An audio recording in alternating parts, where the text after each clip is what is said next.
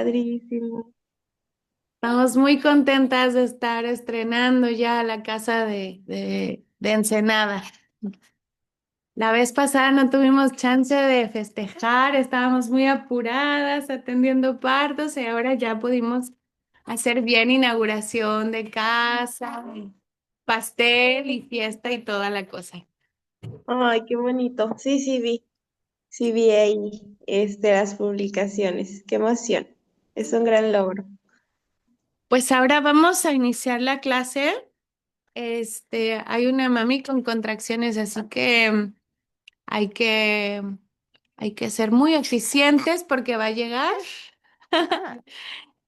y entonces va a necesitar nuestro acompañamiento. Ok. Ahí puedes ver la presentación, Isela. Sí. Ok. ¿Y se ve la pantalla de abajo o no se ve? Am, pues veo la presentación y te Ah, veo a ti. perfecto. Pues entonces vamos a continuar. La sesión de hoy se llama Fecundación y Concepción, el milagro de la vida. Yo creo que es de mis clases favoritas porque justamente es como el inicio de todo. Ya estuvimos hablando un poquito de la partería en el mundo, la partería en México. Ya estuvimos hablando de la figura de la partera, la parte más antropológica, sociológica. Y ahora ya le entramos a la parte que tiene que ver con, como tal, la creación de la vida, ¿no? Como lo que nos trae aquí, el ser parteras, al estar al cuidado de la vida, al estar, eh, pues, cuidando a las familias, a las mamás, a los bebés, y justo haciendo esta labor. Así que como en cada sesión vamos a iniciar hablando del Tao de la partera, vamos a sentir nuestro cuerpo, respirar, ponernos cómodas, acercar el agua, lo que tengamos que, o el tecito, el chocolate, lo que necesitemos para estar cómodas. Y vamos a iniciar esta sesión. Y dice, entonces la partera realiza su trabajo en el arte de no hacer. Puede estar tejiendo y enseña sin decir una palabra. Las cosas llegan y ella permite que lleguen. Las cosas se van y ella permite que partan, creando, trabajando sin poseer, sin reclamarlo como suyo, y cuando ha completado su trabajo, si está listo, lo suelta y así dura para siempre. Así que vamos a hablar hoy de fecundación y concepción, así que vamos a entrarle a esta sesión. Ya le puse a grabar y dice, hay una diferencia entre fecundación, concepción. En el nuevo lenguaje, concepción ya no sería ni fecundación ni comienzo del nuevo ser, sino el inicio de la gestación, marcado por la culminación de la implantación del blastocito en el endometrio. Entonces, cada persona, cada nuevo individuo se forma naturalmente por la unión de estas dos células especializadas, un espermatozoide con un ovocito. El óvulo, como se ha descrito, es este huevito o esta célula femenina que promueve la fecundación. Tanto el espermatozoide, que es el gameto masculino, como el óvulo, que es el gameto femenino, son células y estas células están vivas. Cuando yo empecé a crear esta clase y hace muchos años atrás, empezando con el primer círculo, me parecía maravilloso que como parteras y desde esta visión nueva, eh, pues ya no desde lo típico de la anatomía, la fisiología y solamente hablar como desde la competencia o desde estas clases como de evolución que hemos tenido por muchos años, empezar a ver la fecundación y la concepción como un acto colaborativo. Nosotras como parteras podemos empezar a mirarlo como un acto donde ocurren todos estos eventos milagrosos, bioquímicos, energéticos. Y bueno, la fecundación ocurre habitualmente en la trompa de falopio, que es un tubo que conecta el ovario con el útero. Y el cigoto resultante de la fecundación es una célula que tiene la potencialidad de desarrollarse y llegar a ser un ser humano constituido por miles de millones de células. Del mismo modo que una semilla o una bellota puede llegar a ser un árbol, un gran roble, así también este cigoto o esta combinación bioquímica puede convertirse en un ser humano. Así que cuando hablamos de fecundación y concepción, necesitamos empezar a ir un poquito más profundo a ver que los protagonistas del proceso de la fecundación son dos, el gameto maduro femenino y el gameto masculino. Estos dos son quienes comparten su información y en esta información, entonces se crea la gametogénesis, es decir, que al compartir su información, se crea un nuevo lenguaje combinando estos dos lenguajes que venían en estas cadenas de ADN. Y el espermatozoide encierra en su cabeza, sobre el núcleo haploide, una vejiga llamada acrosoma, y esa vejiga es capaz de liberar su contenido de enzimas para traspasar todas las barreras protectivas. Va a atravesar la coriona radiata, el cúmulo foro y sobre todo la zona pelúcida, que es ahí donde el óvulo está atrayendo, es como este magnetismo que está indicando hacia dónde o por dónde ir. El ovocito u óvulo es esa célula más grande del organismo humano que ha acumulado en su propio citoplasma grandes cantidades de ribosomas. Esto es, tiene muchas de estas espirales, de este ARN y este ARNM y ARNT, que está contenido con proteínas, glicógeno, lípidos que utilizará si es fertilizado. Entonces, estamos hablando de dos pequeñas células que están vivas y de hecho, el, el gameto femenino o el huevo, el ovocito, es la célula más grande que existe en todo el cuerpo humano. Es la célula más grande que podemos encontrar en todo nuestro ser. Y esta célula es la que va a atraer a la otra para crear y para hacer como esta danza, me imagino yo, donde empiezan a compartir todas estas informaciones, este lenguaje, y se empieza a crear entonces un nuevo ser. Y bueno, yendo a cosas más básicas, ya sabemos la composición de un espermatozoide humano. Tiene una cabeza, un cuello, un trecho intermedio con vaina mitocondrial. Tiene la parte principal, que es esta cola más larga. Tiene el acrosoma y tiene la región post-acrosomial de la cabeza. Y bueno, para las personas que tienden a ser pesimistas o pensar que las cosas siempre van a salir mal, pues debemos recordar que tal vez las cosas pueden siempre salir bien, porque ya somos un espermatozoide ganador que atravesó cada obstáculo, que logró pasar la selección, que logró escuchar el llamado y logró entrar a ese magnetismo. Así que cuando hablamos de la membrana plasmática que está cubriendo el ovocito está revestido de este espeso estrato de glicoproteínas y la zona pelúcida. Esta zona que a veces hemos visto en videos o fotos, que es como esta vellosidad que está como nadando, pareciera un ambiente marino. Entonces pareciera que está allí rodeado por todas estas células foliculares. Y a diferencia del espermatozoide en la ovulación, no ha completado aún la segunda parte de la división reductora de sus propios cromosomas, o sea, el ovocito se encuentra todavía en esta fase y es hasta la meiosis, la segunda, que están entonces bloqueados en metafase hasta el momento de la fusión con el gameto masculino.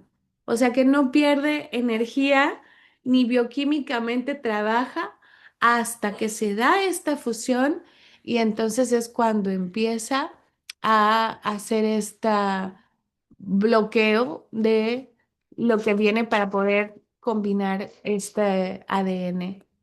Y cuando se produce una cópula, una unión sexual o ya sea que se dé, pues sabemos ahora de manera in vitro, el producto de la eyaculación, que son numerosas decenas de espermatozoides, son normalmente depositados en la vagina. ¿Y por qué hacemos un paréntesis aquí? Y es que sabemos que también se dan muchas gestaciones a través de la implantación o hay varios procesos que ahora se pueden facilitar también desde otros mecanismos. Pero bueno, eso ya se les queda de tarea, es una invitación, una pasadita chiquitita para investigar un poquito más. Tengo conocidas acá en San Diego, hay algunas parteras que están haciendo bastantes de estas fertilizaciones, em, pues haciendo algunas de estas partes del proceso, facilitando a algunas parejas, a algunas familias, que en lugar de que paguen miles y miles de dólares en otros espacios o en el sistema de salud, pues con las parteras esto es un poquito más, pues sí se facilita el que la partera puede acompañar en el proceso y bueno. Nosotras podemos obtener estas competencias. Para las que estén interesadas, bueno, pues esto es otro nivel de ser partera, ¿verdad? Ya hemos hablado de que hay muchas maneras de ser partera, enseñando, coleccionando datos, investigando, pero también esta es otra parte de trabajar en la parte de acompañar a las familias en, en la gestación o en la fertilización in vitro. Y bueno, cuando esto sucede, algunos centenares de estos espermatozoides logran alcanzar el lugar fisiológico de la fecundación. Hay veces que las personas, o bueno, hay algunos documentales donde las mismas personas han hecho su propia fecundación al aplicarse como con una jeringa. Ellas mismas se han aplicado los espermas recién recibidos y bueno, esto es una opción también. Y el punto es que cuando se depositan en la vagina, los espermas van a tender a buscar este camino y algunos de estos centenares van al lugar fisiológico de la fecundación. Esto es, van a escuchar el llamado bioquímico, energético, magnético para poder ir y llegar hasta ese rinconcito de las trompas donde les está esperando este óvulo que está listo, que está pues potencialmente listo para poder compartirse y compartirse de su información. Y cuando aquí dice trompas de falopio, aquí también quiero poner una pequeña pausa, un comercial, porque hay mucho trabajo haciéndose para reivindicar nuestro cuerpo, nuestro territorio y que ya no se llame nuestras partes del cuerpo como glándulas de Bartolino o trompas de falopio, que son ginecólogos que dejaron su nombre en la anatomía de las mujeres, sino que empecemos a nombrarlas desde otras maneras, ¿no? Entonces también esa es una invitación abierta, que investiguemos un poquito sobre eso. Y bueno, regresando, entonces vamos a visualizar cómo estos dos gametos, estas células que están vivas, están haciendo un trabajo súper especializado para poder crear la gestación. Esta competencia, dicen algunas investigaciones que están regidas por el sistema patriarcal, pero que nosotros ya lo estamos viendo más bien como colaboraciones. Y los espermatozoides, según esto, luchan desesperadamente por alcanzar el ovocito, sobrepasar las defensas y pelear con los otros. Pero bueno, lo que estamos observando y las nuevas investigaciones es que más bien es una colaboración donde algunos van a abrir el paso para que lleguen los siguientes. Y en este último episodio la célula, el óvulo y el espermatozoide, o los pocos que alcanzan a llegar, logran penetrar en el espacio pervitelino y logran entrar en contacto directo con la membrana celular. Y uno solo de ellos tendrá normalmente acceso al citoplasma, fundiendo su propia membrana con la membrana del ovocito. Entonces, dentro de toda esta colaboración que se da, estamos viendo cómo la vida se abre paso y la vida quiere continuar y la vida quiere vivir, como dice mi maestra Alison Bastian. Y entonces, cuando hablamos desde la selección natural, muy severa a lo largo del trayecto desde la cervix a la ampolla de la trompa, son más de 20 centímetros sembrados de no pocos obstáculos, de enemigos que ponen muchas pruebas y ponen a prueba la capacidad de movimiento y de resistencia. Está el viscoso muco cervical que tiende a retenerlos ahí y va soltando poco a poco a los espermatozoides. También se encuentran los granulocitos, los neutrófilos producidos por la pared del útero, que estos fagocitan, o sea, se van comiendo al 90% de los espermatozoides. Entonces estamos viendo que hay espermatozoides que van a nutrir este espacio, otros que van a abrir el camino y otros que van a impulsar a que se abra el paso para atravesar estos 20 centímetros aproximadamente de distancia.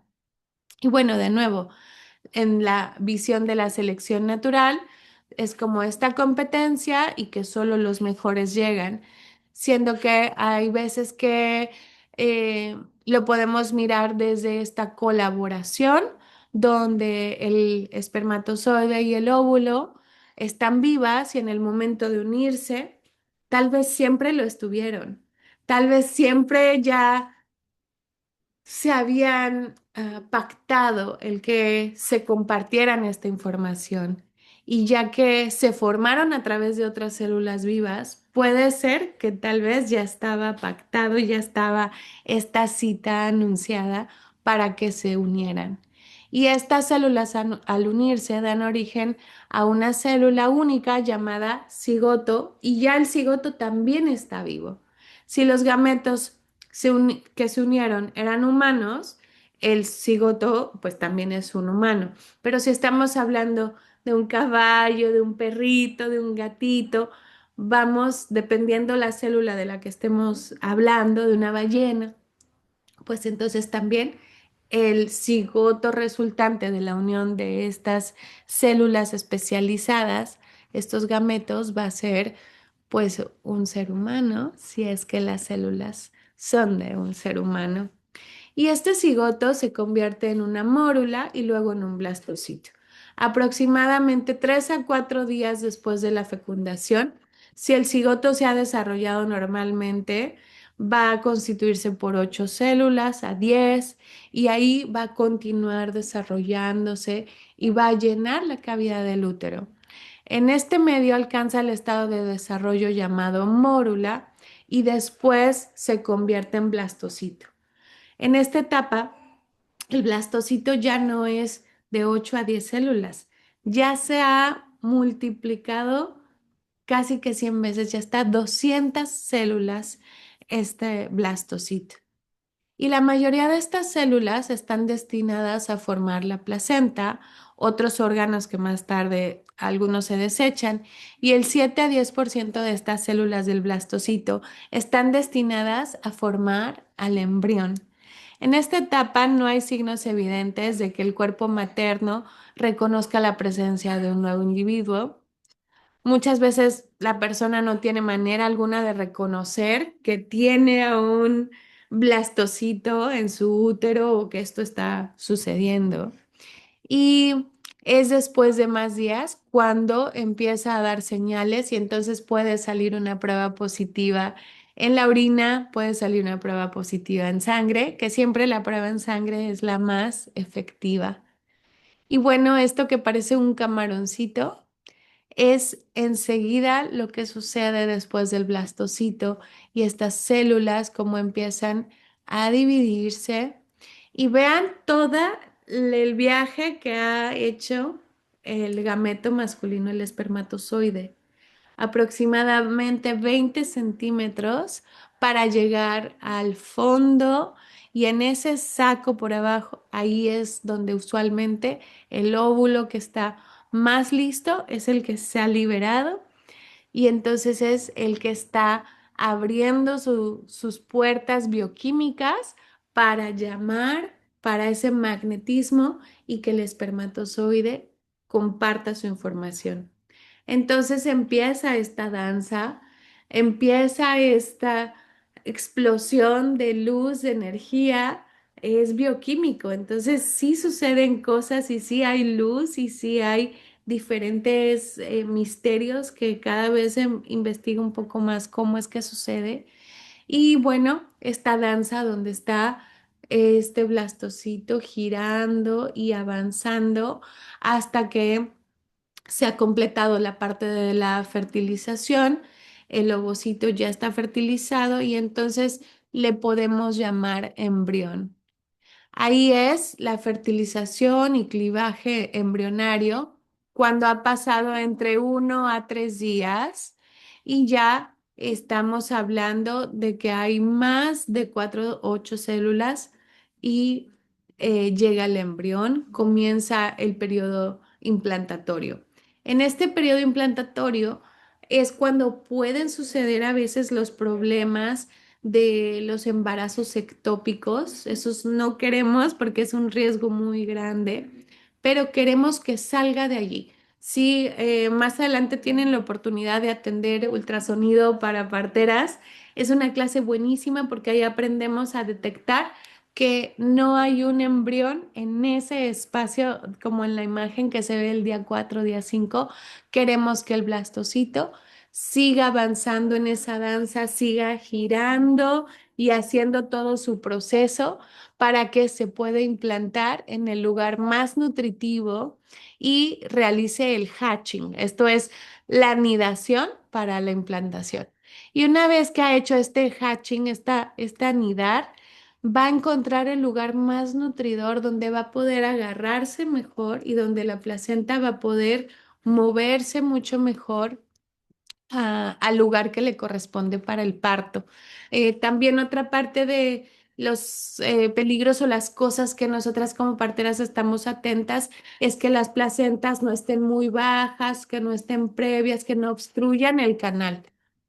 Y entonces vamos a hablar que en el séptimo día del desarrollo del blastocito humano se anida o implanta en la capa interna del útero llamada endometrio. Y para que esto ocurra es preciso que el endometrio se haya hecho receptivo por la acción que ejercen sobre él las hormonas del ovario. Entonces, si hay suficiente estradiol, suficiente progesterona, ya está lista esta pared para poder implantarse. Y a partir de la implantación, el cuerpo materno reconoce que hay un nuevo individuo en desarrollo y ahí comienza a reaccionar a su presencia. Ahí es cuando puede ser como hay algo raro, me siento extraña y es un misterio cómo estas hormonas empiezan a jugar un papel maravilloso para poder cambiar pues sí, las hormonas y esta química para que sea adecuada justamente la zona para el hatching, para anidar a, a este embrión. Y bueno, la Organización Mundial de la Salud considera que el embarazo, que es una condición de la persona gestante y no del individuo en desarrollo, pues se piensa que comienza aquí en la implantación. Dicha reacción del cuerpo materno se debe en parte al hecho de que cuando ocurre la implantación, las células que van a dar origen a la placenta comienzan a secretar la hormona conocida como gonadotropina coriónica humana, la HCG. Esta hormona pasa a la sangre materna, actúa sobre el ovario para impedir que se produzca la menstruación y entonces así podemos lograr que se dé la implantación sin sin que esta pared uterina pues vaya soltándose o despegándose el endometrio y que no interrumpa la menstruación, este proceso que se está dando de, miren qué linda foto. Entonces, vamos a mirar un poquito algunas fotos y un óvulo cuya vida es de 12 a 24 horas solamente ha recorrido las trompas y llega al útero sin ser fecundado, se perderá, ya que en ese momento el cuerpo lúteo ya está casi degenerado por el avance del ciclo menstrual y entonces la hormona luteinizante ha disminuido con el consiguiente descenso en progesterona, también en estrógenos, que son hormonas necesarias para el endometrio y que son las que albergan a este óvulo. Y si hubiera sido fecundado, pues albergaría a este embrión que ya fue fecundado en las trompas. Entonces vamos a recordar un poquito, si no se acuerdan mucho sobre la anatomía, sobre la menstruación, vean unos videos sobre menstruación, sobre implantación. Ahora hay algunos videos, chichita, hay algunos videos buenísimos sobre cada una de las fases que te pueden ayudar bastante también a recordar la anatomía. Y bueno, buscar opciones, ya les decía, aquí la imagen dice trompas de falopio, ovario y así, pero es muy bueno buscar alternativas. ¿Cómo vamos a nombrar a nuestras trompas, al ovario, a la cavidad uterina, al endometrio, a las glándulas y ya no nombrarlas de Bartolino y ya no nombrarlas con estas maneras patriarcales y empezar a nombrar nuestro cuerpo de otras maneras? Así que el tiempo científico de los procesos es que nuestro cuerpo cuando está haciendo esto y nuestro ser, nuestro espíritu, cuando está haciendo este proceso, está fecundando y enseguida está haciendo esta danza de la migración donde está moviéndose hasta llegar al lugar adecuado para anidarse, para nutrirse y para poder pues quedarse en un lugar donde le facilite este proceso el tener un lugar nutridor para poder ser viable. Entonces, el tiempo científico de los procesos, pues más o menos es que a las 24 horas un espermatozoide ha fecundado un óvulo, es más o menos el tiempo que tarda para recorrer esos 20 centímetros, y entre 24 a 30 horas es cuando se da esta explosión bioquímica, este compartir energético de luz y de bioquímica y de enzimas. Y todo esto va sucediendo y entonces cada mes el óvulo será de un lado, esto es un mes el ovario que va a soltar, puede ser el ovario izquierdo, el siguiente mes el derecho y así se van a ir alternando. Por eso es muy bueno si pueden ver algunos videos sobre la menstruación, repasar el ciclo menstrual, ver y recordar un poco sobre las hormonas. Esta es una probadita muy superficial un poco, solo para recordarlo. Y si para algunas personas es la primera vez que lo están analizando, sería muy bueno que puedas adentrarte y echarte un clavado a poder ver cada etapa de la menstruación. Y también cómo es que cambia esta subida y bajada hormonal y cómo esto tiene un impacto para que se logre dar la fecundación. Así que muchísimas gracias por atender esta sesión, fecundación y concepción, el milagro de la vida. Es padrísima y gracias a las que están acá checando la clase y gracias a las que están en línea, les mando un abrazo. Voy a detener por ahora la grabación y por favor, si hay alguna duda, adelante. Tienen los micrófonos abiertos. Gracias.